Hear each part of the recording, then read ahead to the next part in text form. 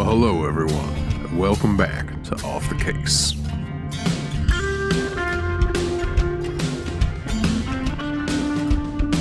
Featuring your hosts, Noah and Jackson.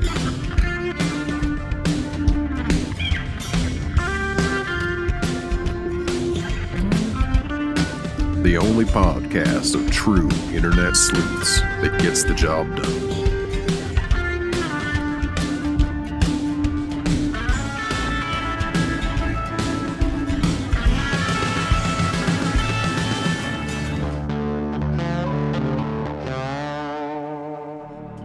Hi, I'm Noah. And I'm Jackson, and welcome back to Off the Case.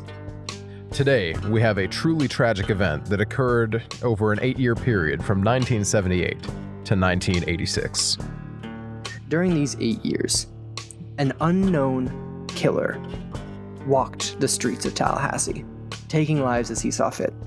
From 1978 to 1986, the Tallahassee area would be rocked by a tragic string of killings done only by one known as the Terror of Tallahassee. Today on Off the Case, we're going to get into who may have done it, why they may have did it, and how we believe one man got away with it. But first, a brief message from our sponsors.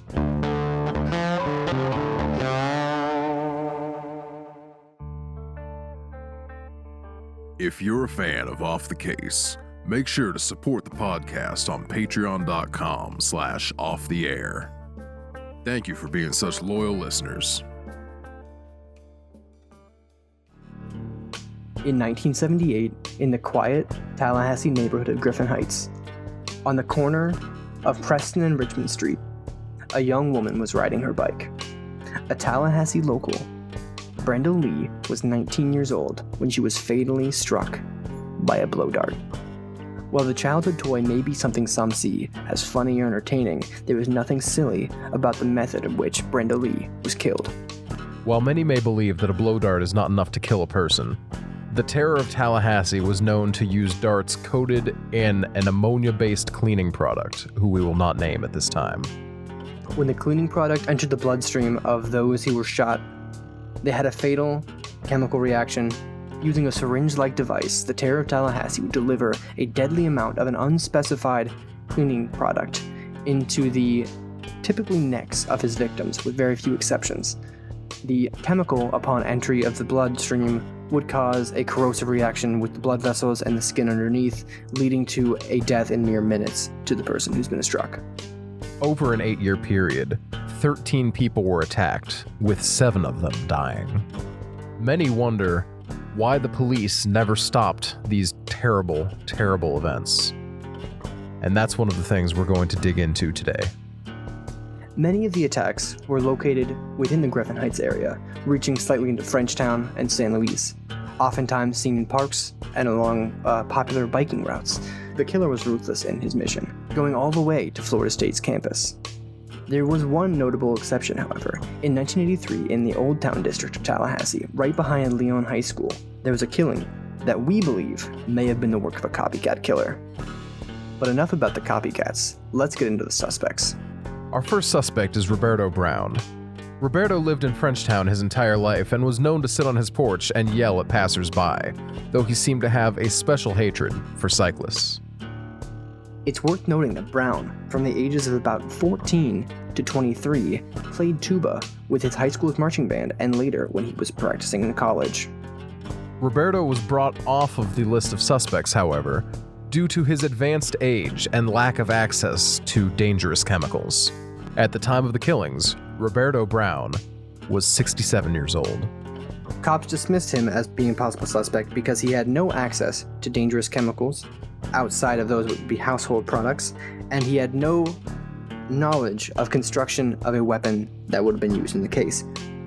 On top of this all, his lung capacity had faded significantly since his youth, and the police ruled him as no longer able to blow a dart powerful enough to travel any significant distance. Another common suspect is Brett Pike. Brett Pike is believed to be, publicly, the Dartman of Tallahassee. Now, Brett Pike confessed on his deathbed, but we believe he was not the killer. Now, why would he confess if he had nothing to do with the killings? That's a mystery to us as well, but there's no definitive evidence that he did it. He had no access to the chemicals that would have been accessed by potentially other suspects, and he also had no evidence of the murders being kept within his residence, because the Terror of Tallahassee was known to take souvenirs from his victims in the form of watches, and there were never any watches found within the residence of Brett Pike. An interesting thing to note about the taking of the watches from the Terror of Tallahassee was that the first 3 killings that took place exclusively in the Griffin Heights district did not involve just a taking of a watch, but rather also personal belongings of value, i.e. watches, wallets, purses, any valuable possessions that the victim had on them. Afterwards, however, the following 4 victims had only lost their watch. This has led many to conclude that the Terror of Tallahassee originally started killing people as a desperate move to gain money to pay off debtors, perhaps from gambling. But we think there might be something more sinister still afoot. That leads us to our third and most important suspect, Jesse Boleman.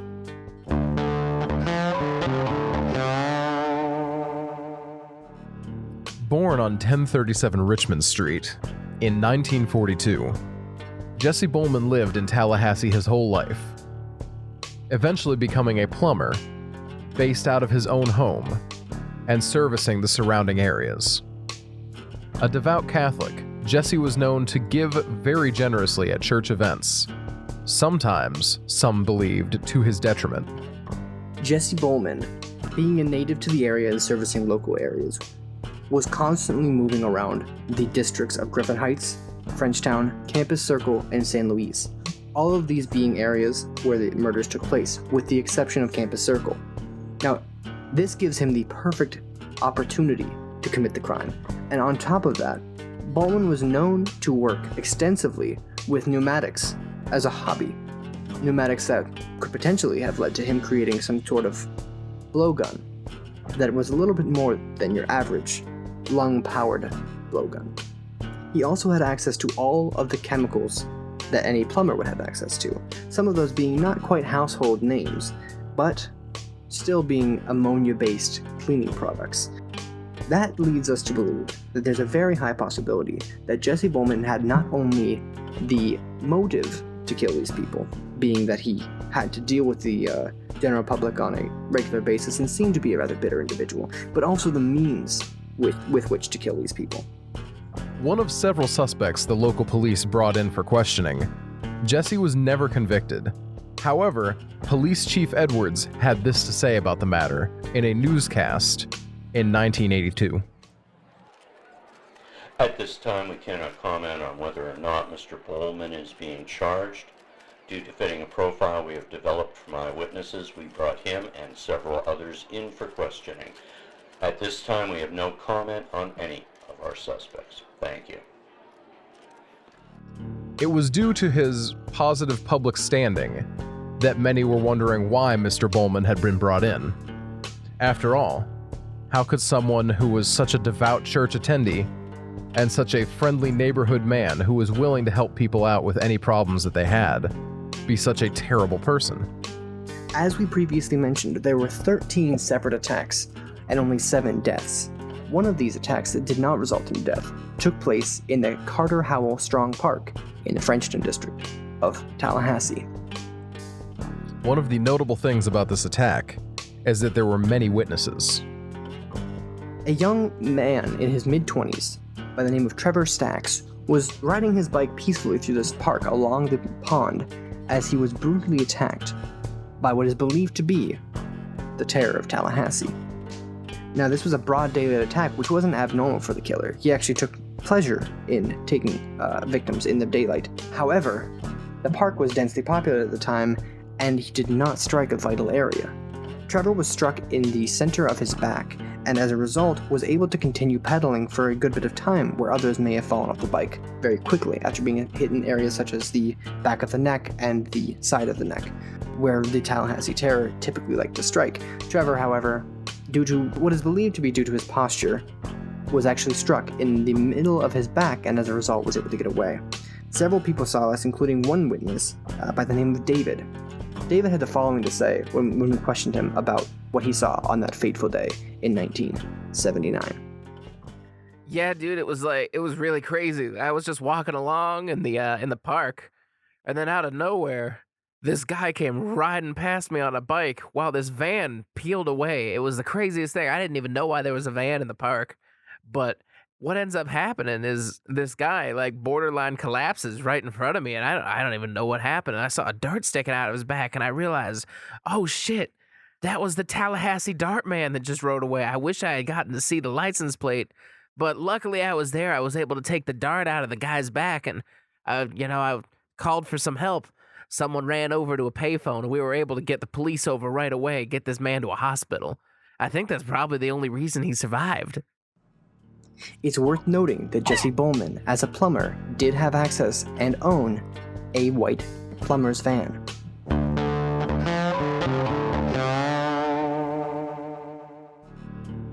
The terror of Tallahassee, on one cold winter morning in 1984, struck a personal chord with lead detective on the case, Martin Henson.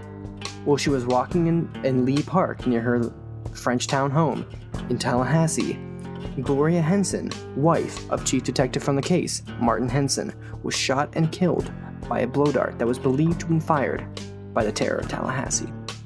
This case is exceptional in terms of the terror of Tallahassee because the victim was not on a bike, but rather on foot.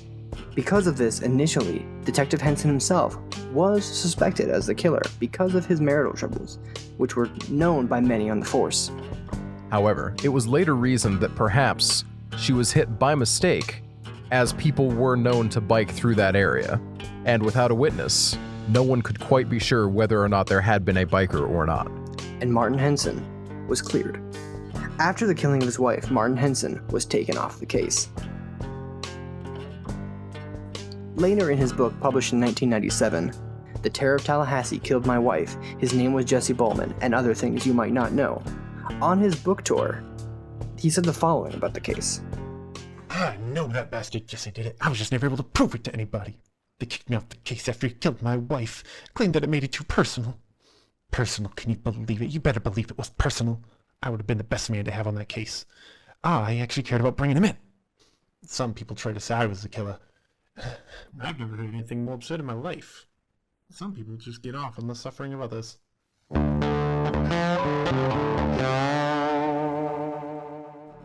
After Brett Pike confessed to the crime and the case was closed, Jesse Boleman was cleared of all suspicion and set free to live his life in Tallahassee.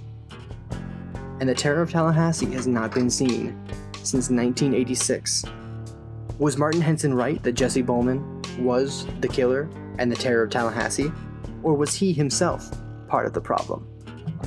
Was Brett Pike truly guilty of the crimes he confessed to? Or was it merely a publicity stunt? Or perhaps a sick joke? Could it have been Roberto Brown, who was known to have a distaste for those who walked outside? Some even claim it could have been D.B. Cooper. We'll get into what we believe after the break.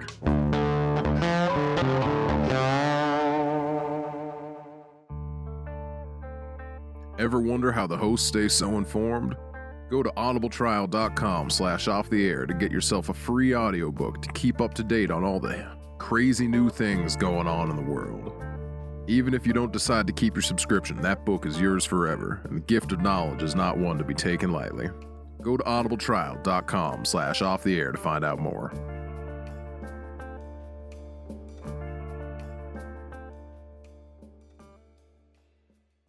Perhaps the most condemning piece of evidence for Jesse Boleman is one that we haven't yet mentioned. In 1986, when the killings in Tallahassee stopped, Jesse also moved. Many believe that he couldn't have been the killer because he moved and another killing happened after he had left. However, we have reason to believe that he came back for just one last thrill. Jesse moved in March of 1986. However, the last killing happened in June. Jesse, however, has no alibi for this date, as he was out of town at a convention at the time. In March of 1983, Jesse Boleman moved to Columbus, Georgia, and although the last killing did take place in November of the same year in Tallahassee, we have reason to believe Jesse was still behind the final killing. After all, Columbus is only 3 hours away from his hometown. And what's 3 hours for one more thrill? Jesse claims to be at a plumbing convention at the time of the final murder. However, while he had a ticket for the convention, there is no way to verify whether he was actually there or not. To this day, Jesse Boleman walks the streets of Columbus, Georgia. Could he be the terror of Tallahassee? Some evidence would say that's the case, but that's up for you to decide, audience. Thank you for tuning in to another episode of Off the Case. Thank you for listening to Off the Case. Be sure to check out our various social medias linked in the description. Don't forget to sign up for Patreon and Audible, and review us on Apple Podcasts. Yeah, good night.